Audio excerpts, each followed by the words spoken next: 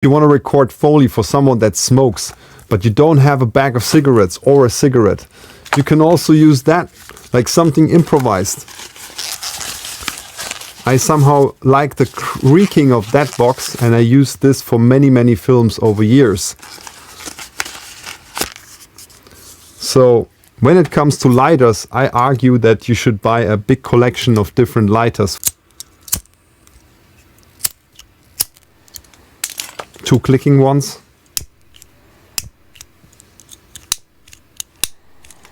And of course the Zippo is something everyone should have in his collection or her collection.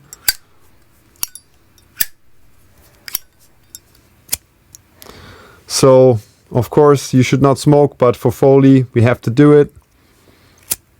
For more Foley hacks, follow the Foley Teacher. Peace.